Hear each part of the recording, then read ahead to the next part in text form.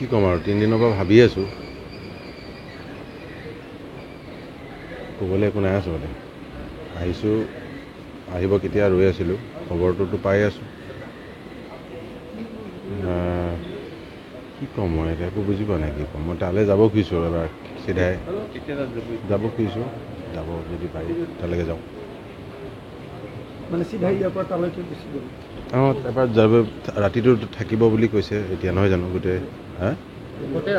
থাকিব বুলি কৈছে আগতে কৈছে গতিকে যদি আছে যাওঁ এপাক এতিয়া যাওঁ তালৈ যাওঁ বুলি কৈছোঁ অলপ ক্ষতি অলপ ক্ষতি নহয় এইটো আৰু আমি গোটেই পৃথিৱীয়ে দেখিছে কি ক্ষতি হৈছে অসমৰ মানুহটো আমি আগৰ পৰা জানো সি নিজেও জানিছিল আমিও জানিছিলোঁ কিন্তু এতিয়া গোটেই পৃথিৱীয়ে দেখিছে কি ক্ষতি মানে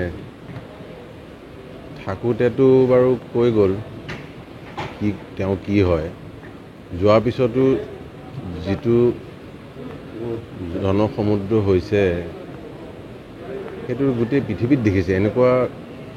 ইয়াত বুলি নহয় ভাৰতবৰ্ষত বুলি নহয় পৃথিৱীত চাগে খুব কম হিচাপতলগীয়া শিল্পীয়ে চাগে এইটো যিটো আপোনালোকে দেখিছে আমি দেখিছোঁ এনেকুৱা পাইছে নেকি জীৱনত চাগে আমিতো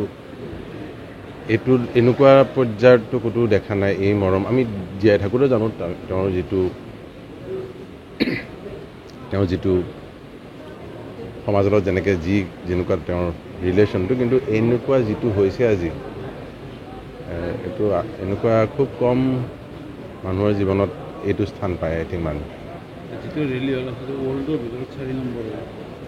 ৱৰ্ল্ডৰ ভিতৰত কিমান হৈছে এইটো বাদ দিয়কচোন কিন্তু যিটো মৰম যিটো আশীৰ্বাদ যিটো পাইছে সেইটো গোটেই পৃথিৱীয়ে দেখিছে এতিয়া আজিকালি ইণ্টাৰনেট বা আপোনালোকৰ এইবিলাকৰ কাৰণে আৰু দেখিছে গতিকে গোটেই চাই আছে পৃথিৱীত যে এনেকুৱা চাগে আমাৰ যুগততো হোৱা নাই এনেকুৱা আৰু হ'ব যে খুব কম ভূপেন্দাৰ পিছতে আমি অসমীয়া হিচাপে ভূপেন্দাৰ পিছতে এই ধৰণে মৰম দিয়া আমি দেখিছোঁ অফক'ৰ্ছ ভূপেন্দাকো সেনেকেই মৰম দিছিল মানুহ তেওঁক জীয়াই থাকোঁতেও মৰম দিছিল তেনেকৈ জুবিনক এতিয়া আমিতো বাৰু বন্ধুৱে ভাবিবই নোৱাৰি একে বয়সৰ অলমষ্ট 2 বছৰ 3 বছৰ ইফাল জীয়াই থাকোঁতেও এনেকুৱা এজন কোনো শিল্পীয়ে তেওঁ যিটো পাইছিল সেইটো কোনো কেতিয়াও পোৱা নাই কেতিয়াও নাপাব সেইটো আৰু তাৰ লগত আগৰ কথাও নাপাতোঁ কাৰো তুলনা কৰি লাভ নাই কাৰো লগত কেনেকুৱা হৈছিল বা আগলৈ কেনেকুৱা কিন্তু এইটো মানে ভাবিয়ে কিবা লাগিছে যে এনে মানে ধন্য হ'ব লাগিব এনেকুৱা এটা জন্ম ল'বলৈ ঘটনাটোক লৈও বিভিন্ন অভিযোগ উঠি আছে অসমৰ ৰাইজে তদন্ত বিচাৰিছে এনেকুৱা ধৰণৰ কথা নাই আমি যিটোৰ পৰা শুনি আছোঁ অসুস্থ আছিলে গাটোতো আগৰ পৰা আমি জানোৱেই সকলোৱে মোৰ ভালেই বন্ধু যিহেতু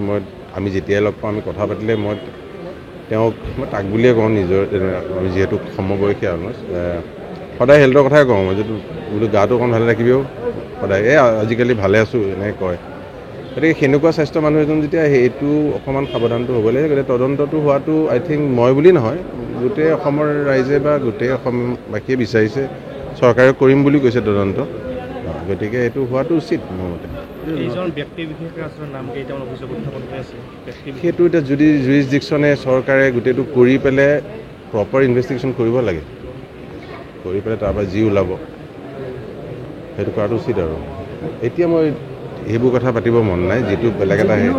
মই বেয়া একেবাৰে পোৱা নাই মোক যেনেকৈ কৈছে যে মোক মানুহে দেৰিকৈ আহে বেয়া পাইছে সেইটো খং বা যি বলকিছে সেইটো দুখ আচলতে দুখৰ যেতিয়া মানুহে দুখ কৰে তাৰ নেক্সট চৰম সীমাটো খং হয় মোক কৈছে নে কাক কৈছে সেইটো এতিয়া নাই যাক তাক কওঁ মানুহে ইমান দুখত আছে